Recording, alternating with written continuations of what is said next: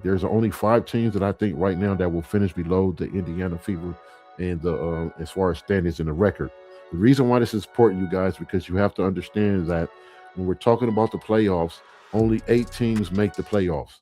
The top teams, the top 8 teams with the best records from both conferences make the playoffs.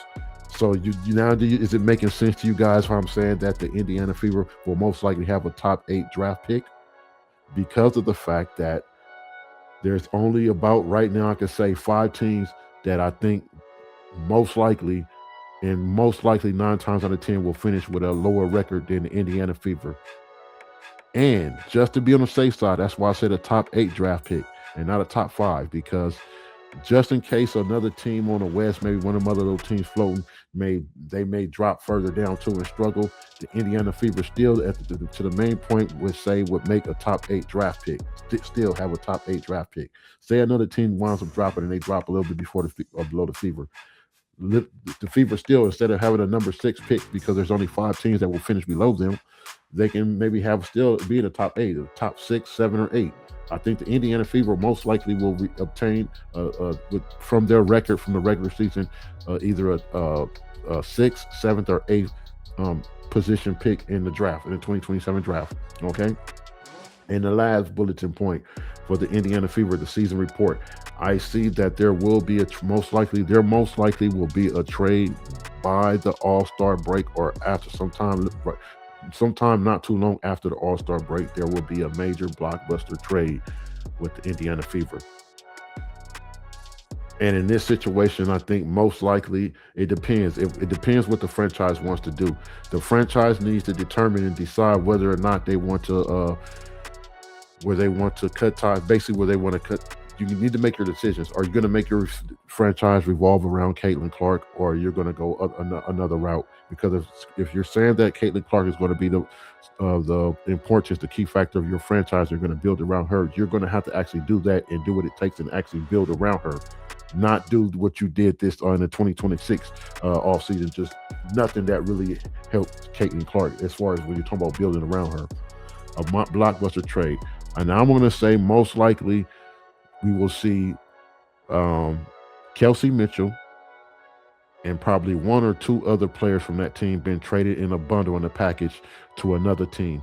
So first of all, we're talking about and we're trying to answer that question: is the Indiana Fever a dynasty, or what are their chances to be a dynasty? This is what I would have to say.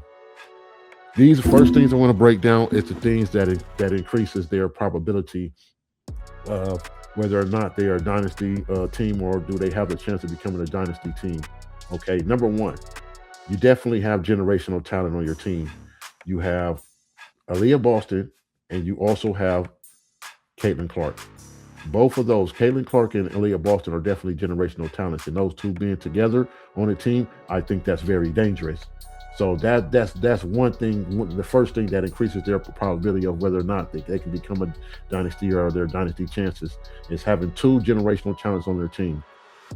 The next thing that what I say increases their probability of becoming a dynasty or being a dynasty is the 2027 draft. The things I mentioned before, just earlier in this video, in this upload, you'll notice I mentioned a couple of things about the 2027 draft. If the Indiana Fever can be very successful in the Indiana draft, such as maintaining 2 top 10 draft picks, it definitely increases their chances of becoming a dynasty. The third thing, what I would say that increases probability would be free agency. Free agency. You're gonna have to definitely, like I said, a lot of these players, maybe several players on this team, maybe 4 or 5, I'll say, will not be on this team next year. I definitely think so. And I don't think Stephanie White will be on the team as well. Especially if Stephanie White. Now, Stephanie White is still on this team. I don't know. But definitely, if Stephanie White is not the head coach of this team next year as well, there will be 4 or 5 players that will not be on this team. And definitely, like I said, with the draft and having generational talent, getting a solid, good position player, role position player, would definitely, in the free agency, would definitely increases their probabilities as well. Now, we're going to talk about their must needs. The next thing is we're talking about dynasty chances. Must needs. Must needs. The Indiana Fever needs definitely improvement in their play calling.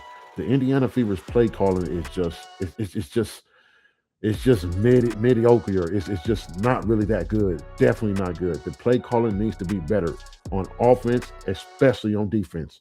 They're struggling heavily this season and early this season with the play calling on offense and defense. The second thing would be defensive efficiency. If the Indiana Fever, they definitely need work on their defensive efficiency. That's why I think that the 2027 draft and the free agency could definitely determine whether or not the Indiana Fever are going to be dynasty, and whether they're going to definitely improve to be playing basically and evolving way higher than the rest of these teams in their competition in both conferences. Okay.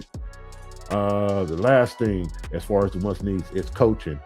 The Indiana Fever, I'm just being honest. I know some people may have no problem with Stephanie White's and they want to blame everything on Caitlin Clark, which is complete blasphemy. But I'm definitely saying that the coaching is not good. I'm sorry, the coaching is not good. Stephanie White is not the right coach for this Indiana Fever team, yet alone the right coach for high caliber talent such as Caitlin Clark. The coaching has to be adjusted. There needs to be some moves made.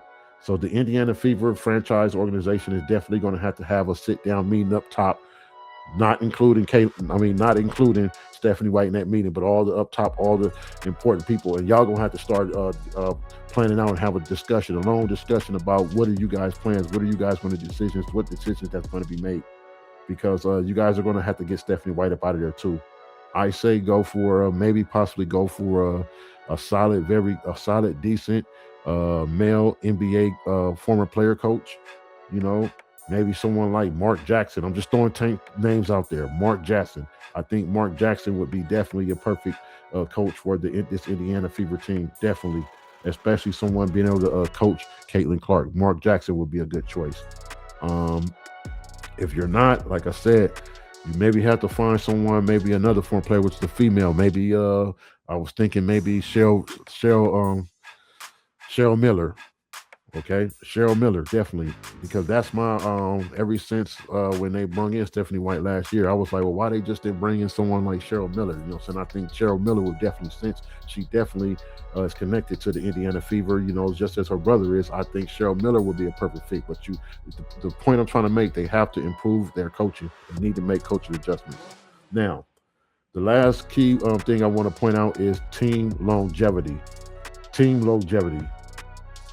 Team longevity, this is another part. As far as when you're talking about the Indiana Fever's chances of becoming a dynasty or already being a dynasty, team longevity is very important.